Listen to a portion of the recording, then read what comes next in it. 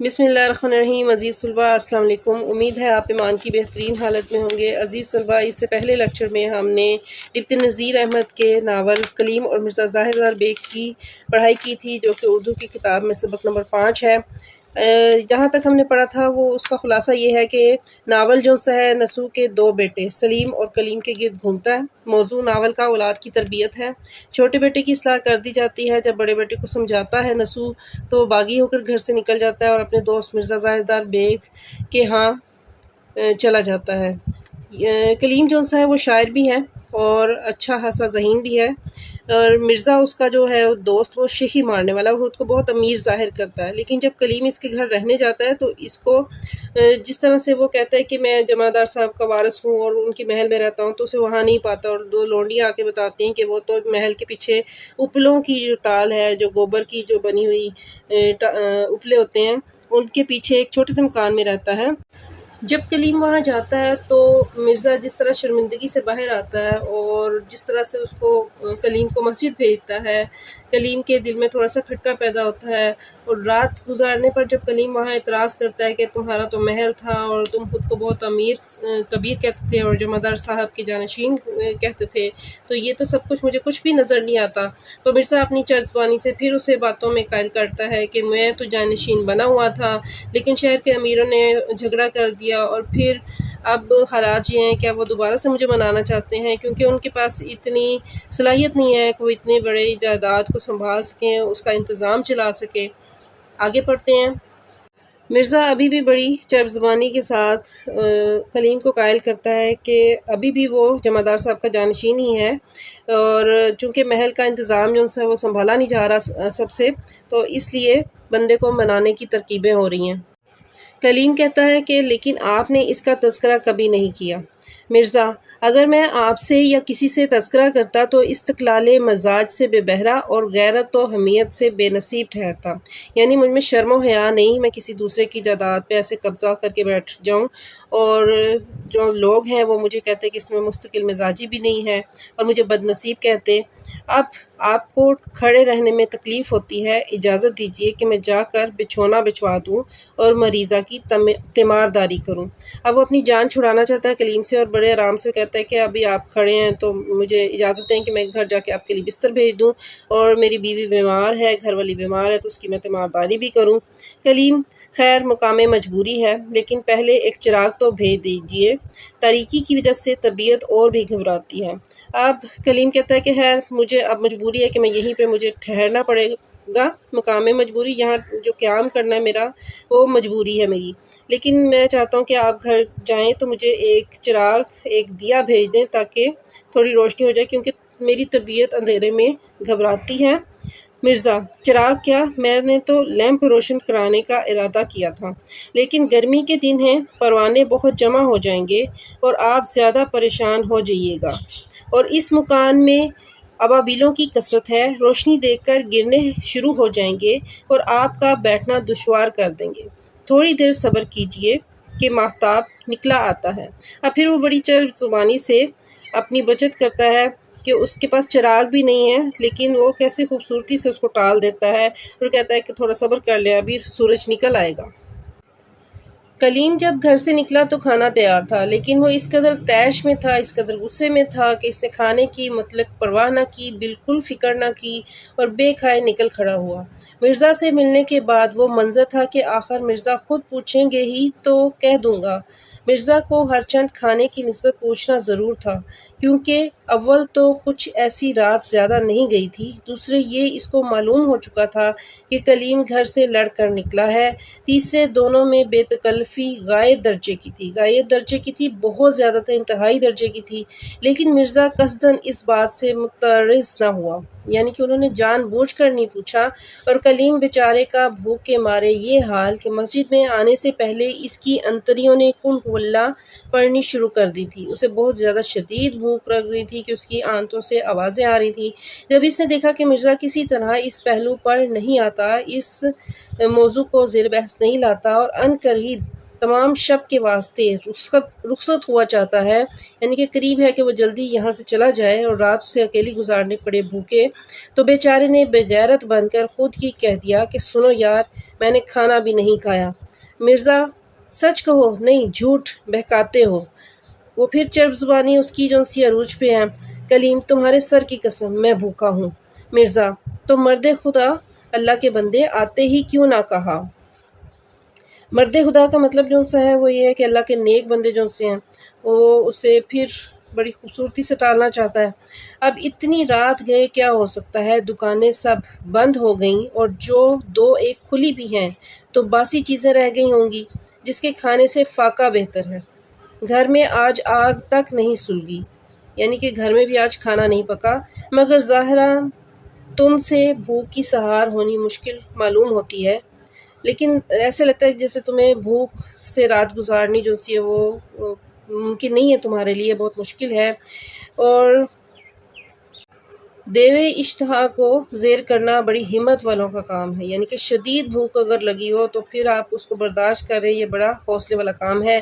ایک تدبیر سمجھ میں آتی ہے، ایک طریقہ ہے کہ جاؤں چھڈامی بھربھونجے کے یہاں۔ چھڈامی ایک وہاں پہ بھربھونجا ہے جو اناج بھونتا ہے، اس کا نام ہے، اور وہ کہتا ہے کہ وہاں جاؤں، یہاں سے گرم گرم خستہ چنے کی دال بنوا لاؤں، اسے کہوں کہ دال بنا دے، بس ایک ڈھیلے کی مجھ کو تم کو دونوں کو کافی ہوگی، رات کا وقت ہے۔ ابھی کلیم کچھ کہنے ہی نہیں پایا تھا کہ مرزا جلدی سے اٹھ باہر گئے اور چشمے زدن میں چنے بنوا لائے، مگر دھیلے کا کہہ کر گئے تھے، یا تو کم کے لائے یا راہ میں دو چار پھنکے لگا لیے، اس واسطے اس لیے کہ کلیم کے روبرو 2-3 مٹھی چنے سے زیادہ نہ تھے، مطلب وہ خود کھا گئے، اس لیے اس کے سامنے جو چنے آئے کلیم کے سامنے وہ 2-3 مٹھی سے زیادہ کے نہیں تھے۔ مرزا یار ہو تم بڑے خوش قسمت کہ اس وقت بھاڑ مل گیا، بھٹی مل گئی، ذرا واللہ ہاتھ تو لگاؤ، دیکھو تو کیسے بھلس رہے ہیں، اور سوندھی سوندھی خوشبو بھی عجب ہی دل فریب ہے کہ بس بیان نہیں ہو سکتا۔ تعجب ہے، حیرت ہے کہ لوگوں نے خس اور مٹی کا عطر نکالا مگر بھنے ہوئے چنوں کی طرف کسی کا ذہن منتقل نہیں ہوا۔ کوئی فن ہو، کمال بھی کیا چیز ہے۔ دیکھیے اتنی تو رات گئی ہے مگر چھدامی کی دکان پر بھیڑ لگی ہوئی ہے، رش لگا ہوا ہے۔ بندے نے بتحقیق سنا ہے کہ حضور والا کے خاصے میں کہ جو کلیم ہے اس کے علاقے میں بھی جو چھدامی کی دکان کا چنا ہے بلا ناگا لگ کر جاتا ہے، روزانہ وہاں بھی بکتا ہے، اور واقعی میں آپ ذرا غور سے دیکھیے کیا کمال کرتا ہے کہ بھننے میں چنوں کو سڈول بنا دیتا ہے، خوبصورت خوشنما کر دیتا ہے۔ بھائی تمہیں میرے سر کی قسم سچ کہنا، ایسے خوبصورت خوشقطع اچھی بناوٹ والے سڈول خوشنما چنے جو سے ہیں تم نے پہلے بھی کبھی دیکھے تھے؟ دال بنانے میں اس کو یہ کمال حاصل ہے، کسی دانے پر خراش تک نہیں، ٹوٹنے پھوٹنے کا کیا مذکور، کیا ذکر کریں کہ کوئی دانہ ٹوٹ بھی جائے، اور دانوں کی رنگت دیکھیے، کوئی بسنتی ہے کوئی پستئی، غرض دونوں رنگ خوشنما ہیں۔ یوں تو صدہا قسم کے غلے اور پھل زمین سے اگتے ہیں لیکن چنے کی لذت کو کوئی نہیں پاتا، یعنی کہ چنے کی جو ذائقہ ہے اس کی اپنی ہی مثال ہے، اس کا اپنا ہی کمال ہے، اس کا مقابل کوئی نہیں ہے۔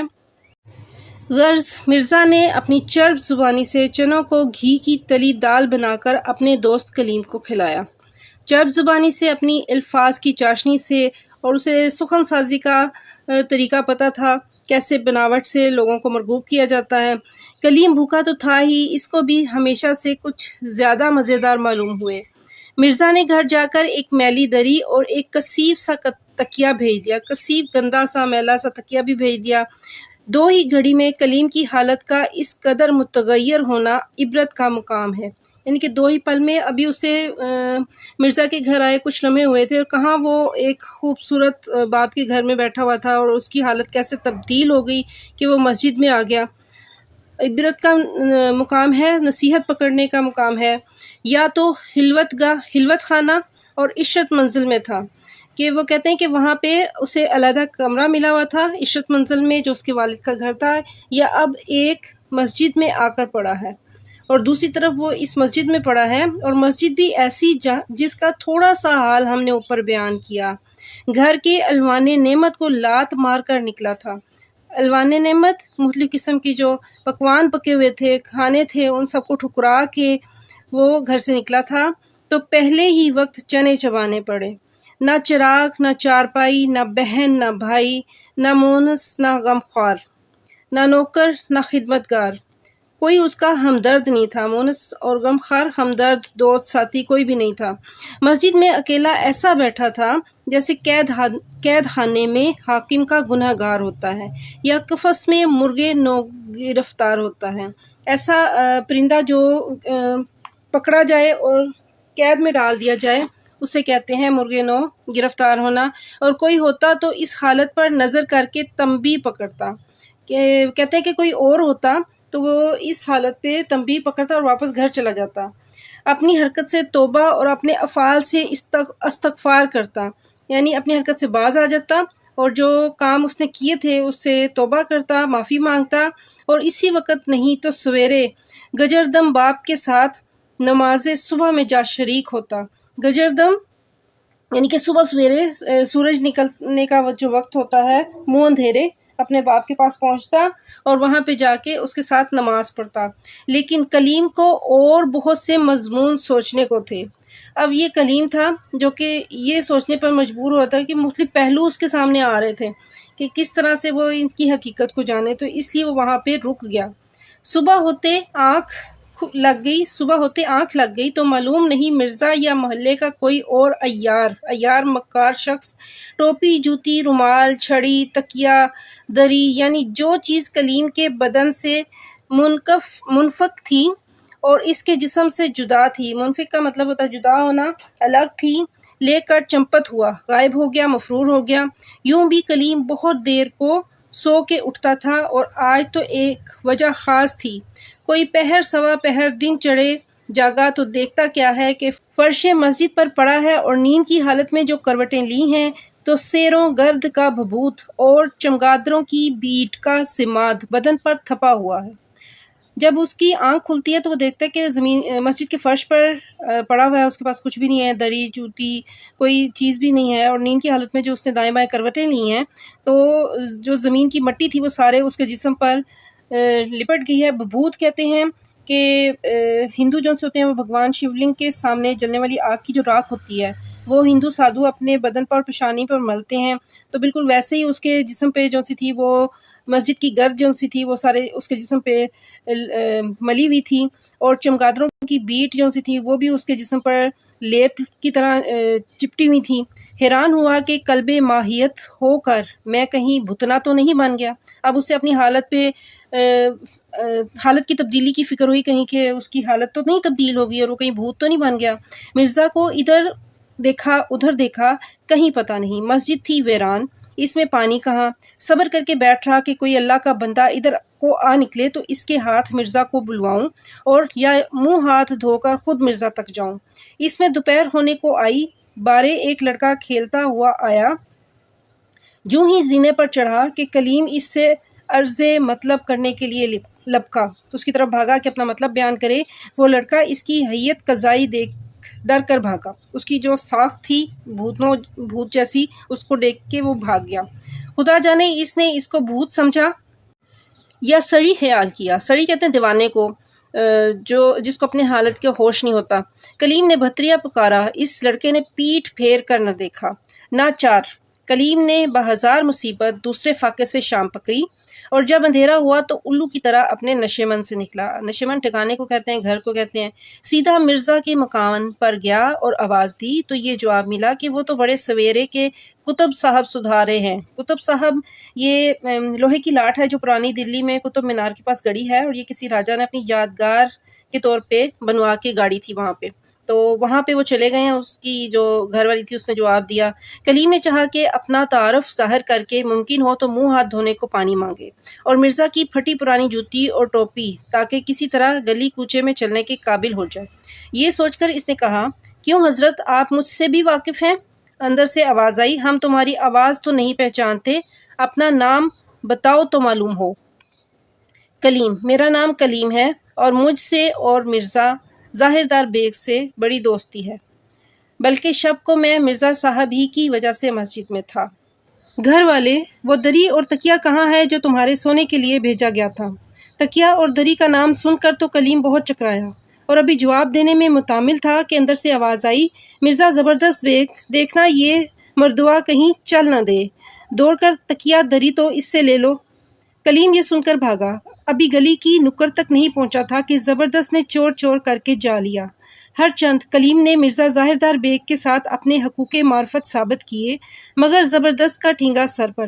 اس نے ایک نہ مانی اور پکڑ کر کوتوالی لے گیا۔ کوتوال نے سرسری طور پر دونوں کا بیان سنا اور کلیم سے اس کا حسب نسب پوچھا۔ ہر چند کلیم اپنا پتہ بتانے میں جھنکتا تھا، مگر چاروں نچار اس کو بتانا پڑا۔ اسے شرمندگی تھی اور ندامت سے وہ اپنا والد کا اور گھر کا پتہ نہیں بتانا چاہتا تھا، لیکن اس کے علاوہ اس کے پاس کوئی چارہ نہیں تھا۔